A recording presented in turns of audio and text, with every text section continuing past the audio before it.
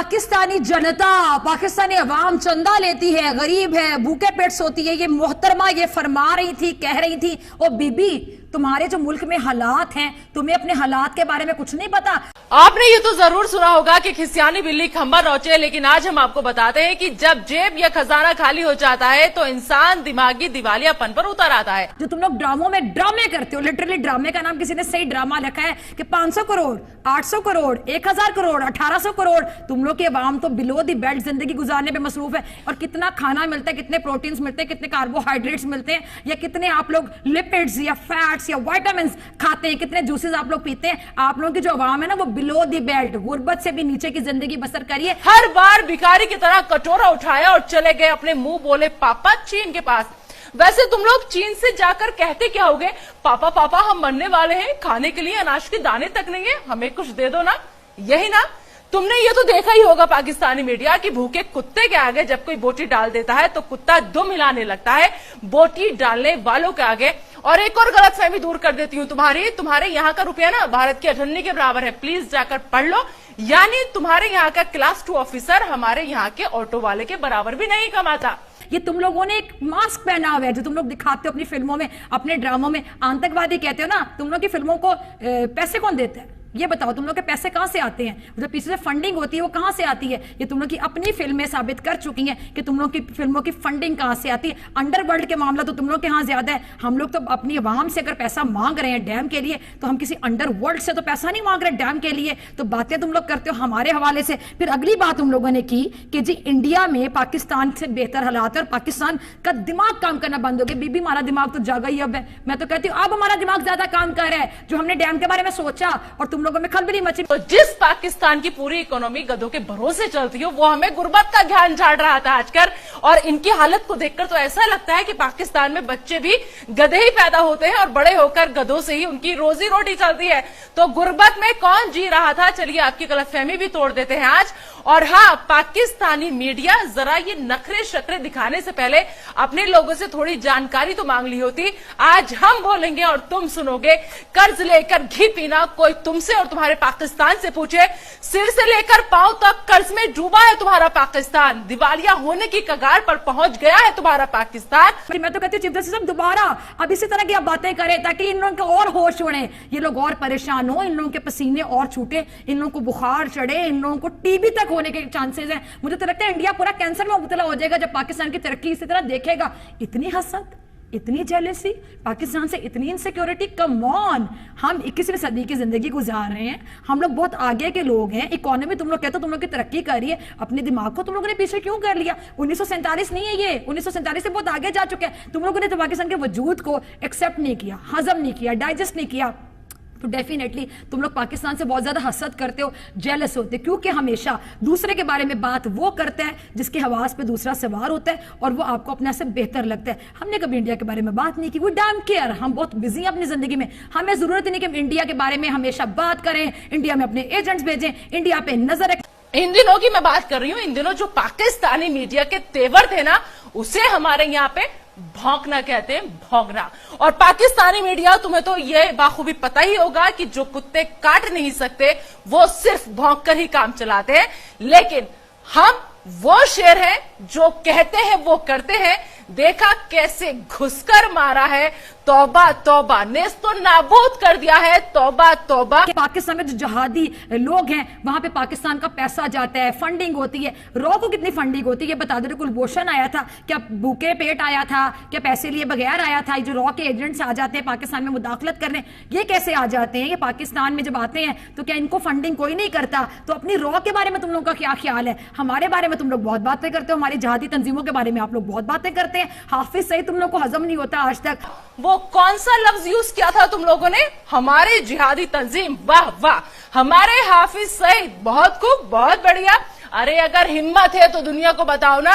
हम दुनिया के सामने यही तो कह रहे हैं, ये सारे जिहादी तंजीम तुम्हारे हैं। हाफिज सईद को तुमने पाला है। हिम्मत है तो बताओ दुनिया को, ताकि दुनिया भी देखे तुम्हारे जिहादी तंजीम की हकीकत, दुनिया देखे तुम्हारे हाफिज चाचा की हकीकत और तुम्हारी हकीकत। लेकिन दुनिया के सामने तो तुम्हारी गिग्गी बंद हो जाती है। पाकिस्तान के हवाले से तुम लोग जो बातें करते हो, अपने टॉयलेट्स तो सही करवा लो। एक मूवी आई थी, अगर मैं गलत नहीं हूं जी, शौचालय, टॉयलेट्स को कहा जाता है, टॉयलेट एक प्रेम कथा, आपको याद होगा, मेरे प्रोड्यूसर ने मुझे अभी बताया क्योंकि मैं फिल्में ज्यादा नहीं देखती। टॉयलेट एक प्रेम कथा। आपके तो अपने घर के बेदियों ने लंका ढा दी, उन्होंने बता दिया कि हमारे यहाँ टॉयलेट्स के जो मामलात हैं वो ये हैं। हमारी फिल्म टॉयलेट एक प्रेम कथा पर भी इन दिनों सवाल उठाया। क्या कहा तुम लोगों ने कि हमारे यहाँ टॉयलेट पर फिल्में बनती हैं?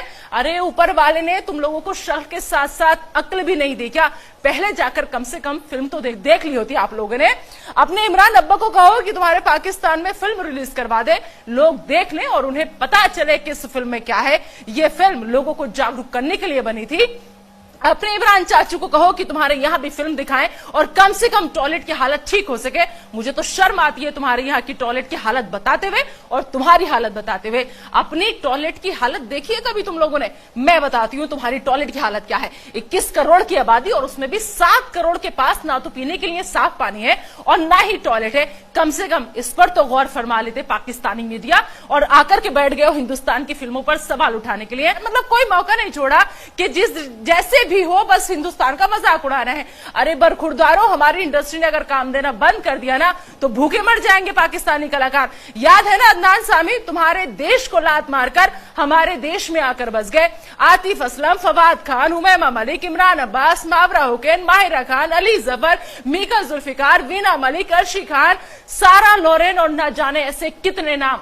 सबा कमर तो आपको याद ही होंगी, कैसे पाकिस्तान की कलई खोली थी सबा ने। साफ कहा था कि हमें शर्मिंदगी उठानी पड़ती है पाकिस्तानी होने पर। तो मत भूलिए कि हमने अगर इन्हें सर आंखों पर नहीं बिठाया होता तो आज पाकिस्तान में किसी गली या नुक्कड़ पर भजन गा रहे होते, या फिर हो सकता है तुम्हारे अब्बा हुजूर की खिदमत में लोरी सुना रहे होते। तौबा तौबा, इन दिनों ऐसा लगता था जैसे किसी ने पाकिस्तान की सारी मीडिया को भांग की गोली दे दी हो, इसलिए नशे में उठकर चले आते थे और अपना पूरा ज्ञान बककर निकल लिया करते थे। तुम लोग की जो खबरें ना वो ढकी छुपी नहीं रह गई। इंडिया में जो मामलात हैं सबके सामने, गुर्बत की जिंदगी वहां के लोग गुजारे।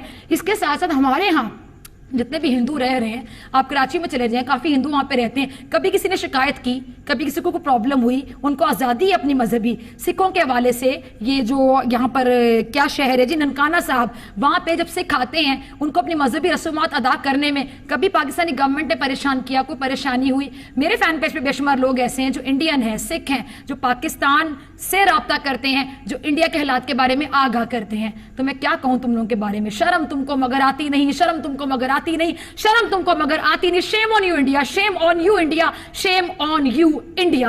तौबा तौबा, आज ये क्या हो गया? तौबा तौबा, पाकिस्तान के खिलाफ भारत ने बड़ी कार्रवाई कर दी। तौबा तौबा, 12 मिराज विमानों ने पाक और पीओके में घुसकर जैश के ठिकानों को तबाह कर दिया। तौबा तौबा, 1000 किलोग्राम के बम गिरा दिए। तौबा तौबा, 300 से ज्यादा आतंकी ढेर कर दिए। अब मैं पूछती हूँ, हाउस द जोश? क्या कहा? Dead sir, roasted sir? तौबा तौबा, ऐसे नहीं कहते, बुरा लगेगा आपके आकाओं को। अब बात तुम्हारे मजहबी ज्ञान की भी कर लेती हूँ, क्योंकि इन दिनों ये भी तुम लोगों ने खूब झाड़ा। तो सुनो तुम गीदड़ और भेड़िए लोग, हमें मजहबी ज्ञान तुम दे रहे थे। तुम्हारे यहाँ हिंदुओं का कत्लेआम होता है, 25 सालों में उनकी आबादी बेहद कम हो गई। कम से कम ये तो पढ़ लिया होता कि पूरी दुनिया में सिर्फ हिंदुस्तान ही वो देश है जहां सारे मजहब के लोग एक साथ रहते हैं और सबको आजादी है प्यार से मोहब्बत से रहने की। और हाँ, मुसलमानों को जिक्र भी इन दिनों तुम लोगों ने खूब किया वहां की मीडिया ने कि मुसलमान यहाँ पे हिंदुस्तान में परेशान है। अरे किस मुसलमान की बात कर रहे हो आप लोग? मैं भी एक मुसलमान हूं और मुझे फक्र है, गर्व है अपने हिंदुस्तानी होने पर, और उस अल्लाह का लाख लाख शुक्रिया अदा करती हूं कि उसने मुझे हिंदुस्तान की सरजमी पर पैदा किया है। तो सुन लो पाकिस्तान और सुन लो पाकिस्तान की मीडिया, सुन लो तुम गीदड़ और भेड़िए लोग, हिंदुस्तान शेर है, शेर, शेर था, शेर है और शेर रहेगा। और ये हम क्यों कह रहे हैं, इसका सबूत आज तुम्हें मिल गया है। तुमने ठीक ही कहा था कि अब ये 1947 और 48 का हिंदुस्तान नहीं है। ये भी गलतफहमी दूर कर लो कि 1971 का हिंदुस्तान है।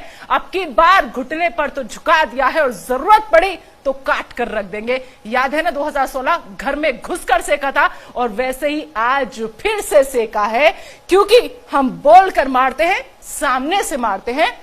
हम तुम्हारी तरह बुज़दिल नहीं है। और अब तुम लोग बदले की बात कर रहे हो, किससे बदला लोगे? हमारी शराफत देखो, अभी भी शर्म महसूस करो कि हमने ना शहरियों को निशाना बनाया है, ना तुम्हारी फौज को निशाना बनाया है, सिर्फ आतंकी और उनके कैंपस तबाह किए हैं। तुम्हें तो हमारा शुक्रगुजार होना चाहिए कि तुम्हारा काम हमने कर दिया। बाकी जो बचे हैं उन्हें अगर खुद तबाह कर लो तो इसी में तुम्हारी खैर है, क्योंकि सोचिए अगर जंग हुई तो तुम्हारा मुल्क हिंदुस्तान के सामने कितने मिनट टिकेगा?